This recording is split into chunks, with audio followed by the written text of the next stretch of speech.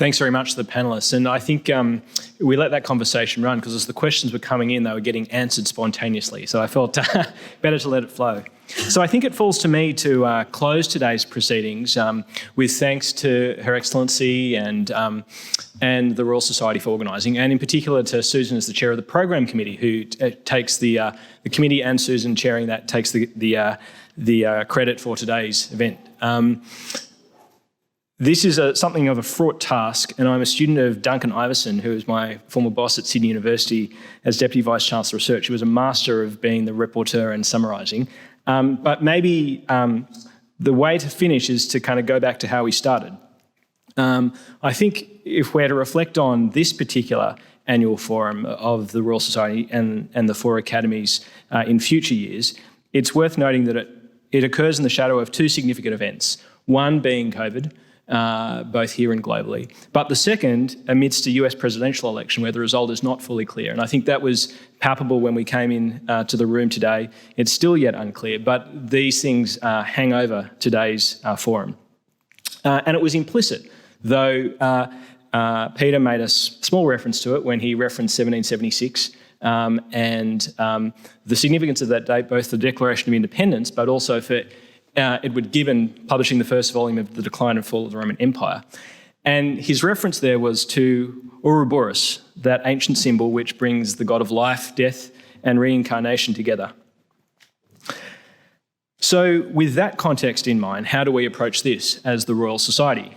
Well, perhaps motivated by its founding motto, Omnia Querente, question everything.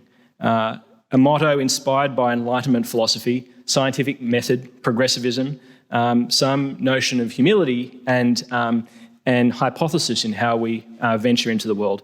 And it was with this spirit that both Professor Ian Sloan opened today, but also Her Excellency motivated today with the charge or the question, how do we build back better?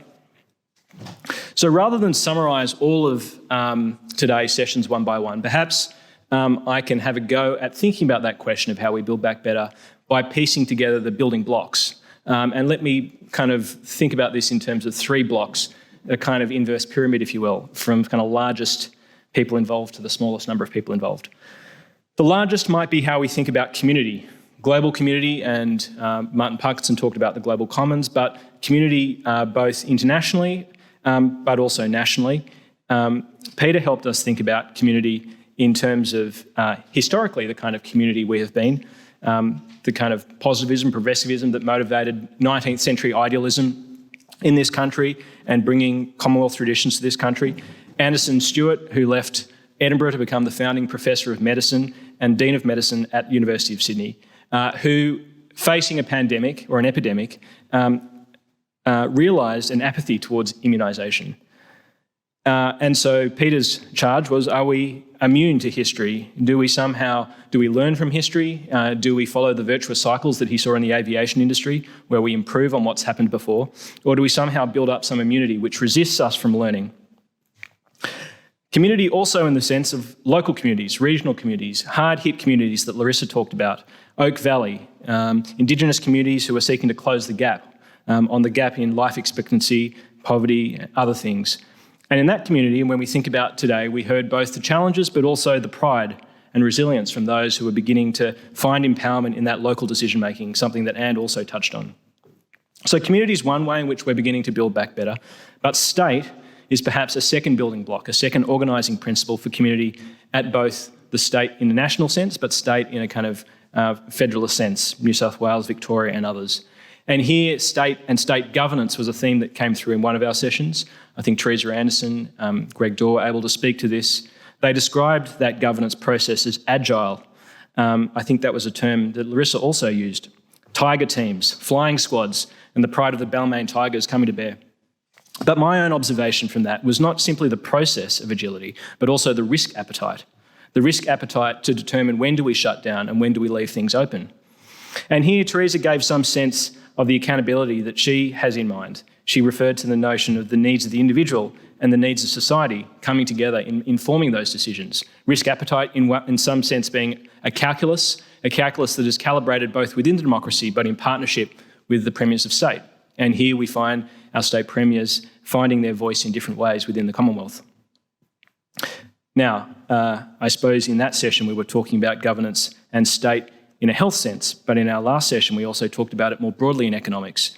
And here we reflect on how we organise state, how we build back better in the context of an adverse job market for our future generations, the gendered impact of workforce participation, and how we begin to find the right balance in higher education and creative arts, other parts of state organisation, or at least ways in which the state organise our community. And here Julianne talked about meaning-making sectors and how we co-create. And I think this is a second open question around how we build back better. How do we bring the state into the community? And perhaps finally, the third building block then is the individual, each of us. How do we build back better for ourselves? And here I perhaps am informed by some of the thinking that Jordan Nguyen brought to us, and also that we had from the OA Institute colleague of ours, who referenced Arnold van Gellep and rites of passage, talking about sense-making and liminal spaces, ways in which we begin to reconceptualise our own sense of time, embodiment and identity amidst the pandemic, and how do we begin to form cultural practice out of that sense of self.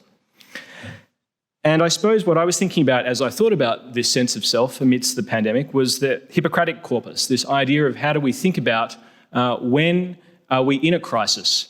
We're in this kind of ambiguous zone, but a crisis, I suppose, implies something about an individual judgment of when we've reached a peak, when we've reached a fever in this pandemic. So how we frame the crisis, how we frame the challenges that we face, I think are individual choices. And here the science and technology that we see both constrains us, literally, in the sense that the pandemic and science constrains what we can do, but also science has the potential to enable what we can do. And here I think Jordan's thinking about the ways in which technology can enable those who are disabled, I think really comes to the fore. Thinking about how we make sense of ourselves and our role amidst crisis to find new meaning. And I think here what Jordan was able to pick on and show stories about were the ways in which people who he worked with were able to find lives that they had reason to value for themselves and use technology as a force for good. So where does this bring us? What's the answer to this question of how we build back better? Well, perhaps in the spirit of Van Gennep and ambiguity and liminality, and indeed the Royal Society of New South Wales of Question Everything, maybe it's not about the answer, but so much as the question. As Greg Dorr said to us, life will return. And as Larissa said to us, stories do matter. So I think if we're going to apply the kind of Ouroboros philosophy to today's forum, if we're going to think about how we bring the end back to where we started, how we bring the individual back into the community, we have to ask ourselves the question, how do we build back better, not so much only in society, but also in self? How do we both seek to embody the history that's come before us in how we act, but also how do our actions of self enact the history that we want to see in the future? So with that, I'd like to draw the 2020 annual forum of the Royal Society and the 4 Academies to a close, to welcome you to refreshments, to think about how we build back better in society and self. Thank you.